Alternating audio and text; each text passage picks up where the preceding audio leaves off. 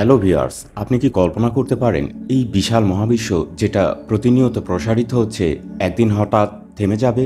শুধু থেমেই নয়, একসময় আবার সংকুচিত হতে শুরু করবে। হ্যাঁ, আজ আমরা জানব বিগ ক্রাঞ্চ সম্পর্কে, একটি সম্ভাব্য মহাজাগতিক পরিণতির গল্প। শুরুটা হয়েছিল বিগ ব্যাং দিয়ে প্রায় 13.8 বিলিয়ন বছর আগে। সেই এক মুহূর্তে সবকিছু সৃষ্টি হয়েছিল, স্থান, কাল, পদার্থ সবকিছু। আর সেই মুহূর্ত থেকেই মহাবিশ্ব প্রসারিত হতে শুরু করে। আজও সেটা ঘটছে। কিন্তু এই প্রসারণ কি চিরকাল চলবে? অনেক বিজ্ঞানী বলছেন হয়তো নয়। এই মতবাদে বলা হয় মহাবিশ্বে থাকা সমস্ত পদার্থ একে অপরকে আকর্ষণ করছে। যদিও এখন ডার্ক এনার্জি নামক এক অদৃশ্য শক্তি এই প্রসারণকে ত্বরান্বিত করছে, কিন্তু যদি কোনো এক সময় ডার্ক এনার্জি দুর্বল হয়ে যায়, যদি মহাকর্ষ আবার জয়ী হয়, তাহলে কি হবে? তাহলে শুরু হবে উল্টো যাত্রা। মহাবিশ্ব আর প্রসারিত হবে না, বরং সংকুচিত হতে শুরু করবে। গ্যালাক্সির দিকে টানবে, নক্ষত্র একে অপরের দিকে ছুটে আসবে, শূন্যতা ভরে উঠবে পদার্থের ভারে, সময়ও যেন ঘুরে দাঁড়াবে।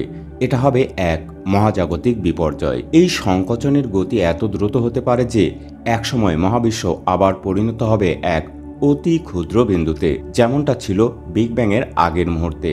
একে বলে বিগ ক্র্যাঞ্চ। ঠিক যেন একদম বন্ধ করা গল্প, যেখানে মহাবিশ্বের জীবনচক্র শেষ হচ্ছে এক নিঃশ্বাসে। কিন্তু প্রশ্ন হলো, এই ঘটনা কি সত্যিই ঘটবে? বিজ্ঞানীরা এখনও নিশ্চিত নন, কারণ সব নির্ভর করছে মহাবিশ্বের ভর, ডার্ক ম্যাটার আর ডার্ক এনার্জির ভারসাম্যের উপর। যদি ডার্ক এনার্জি চিরকাল সক্রিয় থাকে, তাহলে হয়তো বিগ ক্রাঞ্চ আসবে না, তার বদলে আসবে হিট ডেথ বা বিগ রিপ। তবুও বিগ ক্রাঞ্চ ভাবনাটি আমাদের এক বিস্ময়কর অনিশ্চয়তার দিকে নিয়ে যায়, যেখানে মহাবিশ্বের জন্ম, বৃদ্ধি এবং মৃত্যুর সম্ভাব্য পরিণতি এক লুপে আবর্তিত। হয়তো এই মহাবিশ্বই একাধিক চক্রের একটি, যেখানে প্রতিবার বিগ ব্যাং আর বিগ ক্রাঞ্চের মধ্যে একটা নতুন মহাবিশ্ব গড়ে ওঠে। এক জন্ম, এক মৃত্যু, আর একটি জন্ম। এই রহস্যের উত্তর হয়তো আমরা কখনোই জানব না, কিন্তু এই ধারণা আমাদের মনে করিয়ে দেয় মহাবিশ্ব কেবল বিশাল নয়, এটি এক বিশাল গল্প, আর আমরা সেই গল্পের অনেক চরিত্র।